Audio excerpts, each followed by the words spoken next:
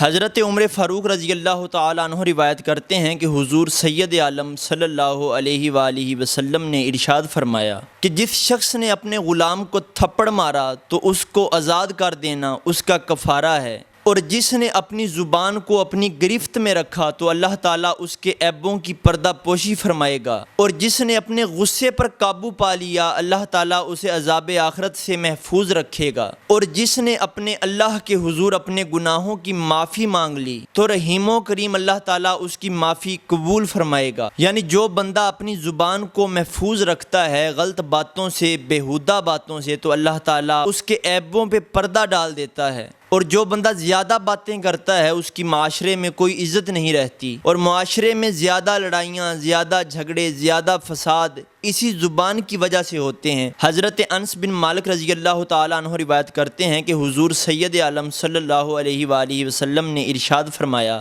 کہ 4 چیزیں مومن کی ہی علامتیں ہیں۔ پہلے نمبر پر خاموشی جو کہ عبادت کا آغاز ہے، دوسرے نمبر پر عاجزی، اور تیسرے نمبر پر ذکر الہی، اور چوتھے نمبر پر شریف الطبع۔ حضرت ابو ہریرہ رضی اللہ تعالیٰ عنہ فرماتے ہیں کہ حضور سید عالم صلی اللہ علیہ وآلہ وسلم نے فرمایا کہ کسی بھی مسلمان کے اسلام کی خوبی فضول باتوں کو ترک کر دینا ہے۔ حضور اکرم صلی اللہ علیہ وآلہ وسلم نے ارشاد فرمایا کہ 5 چیزوں سے منافق محروم رہتا ہے۔ پہلے نمبر پر دینی سمجھ بوجھ، دوسرے نمبر پر تقوی، تیسرے نمبر پر ہنستا مسکراتا چہرہ، اور چوتھے نمبر پر قلبی نورانیت، اور 5ویں نمبر پر مسلمانوں کے ساتھ باہمی الفت و محبت۔ حضرت لقمان علیہ السلام نے اپنے بیٹے کو وصیت کرتے ہوئے کہا، اے بیٹے، جو برے دوستوں کی صحبت اختیار کرتا ہے وہ سلامت نہیں رہ سکتا، اور جو شخص بری جگہ میں داخل ہوتا ہے وہ تہمتوں سے نہیں بچ سکتا،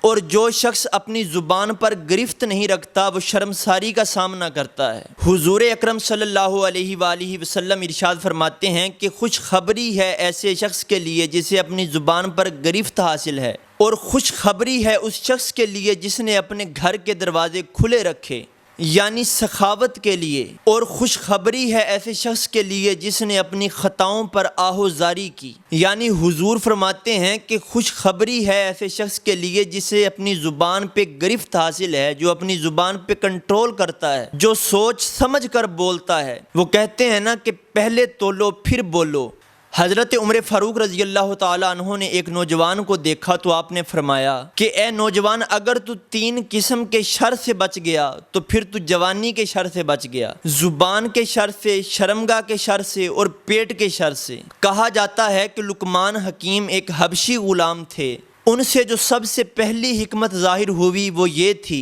کہ ان کے آقا نے ان سے کہا کہ اے غلام، ہمارے لیے یہ بکری ذبح کرو اور اس میں سے پاکیزہ ترین 2 ٹکڑے میرے پاس لاؤ۔ تو حضرت لقمان علیہ السلام بکری ذبح کر کے دل اور زبان اس کے پاس لے آئے۔ تو مالک نے دوسری مرتبہ پھر یہ کہا کہ یہ بھی بکری لے جاؤ اور اسے ذبح کر کے اس کے بدترین 2 ٹکڑے میرے پاس لے کر آؤ۔ تو حضرت لقمان علیہ السلام پھر دل اور زبان لے کر مالک کے پاس آ گئے۔ تو مالک نے کہا کہ یہ کیا ماجرا ہے؟ تو آپ علیہ السلام نے کہا کہ جب یہ دونوں سنورے ہوں تو پورے جسم میں اس سے بڑھ کر بہترین ٹکڑا اور کوئی نہیں، اور اگر یہ دونوں یعنی دل اور زبان بگڑے ہوئے ہوں تو ان سے بڑھ کر کوئی ٹکڑا بدترین نہیں۔ تو اللہ تبارک و تعالی ہماری گفتگو کو ستھرا اور پاک کر دے، ایسی گفتگو کہ جس سے لوگوں کو فائدہ ہو، اور ہماری زبان سے نکلنے والے لفظ کسی کے دل پر تیر بن کر نہ لگیں، اور ہمارے کلام میں ہمیشہ خیر ہو۔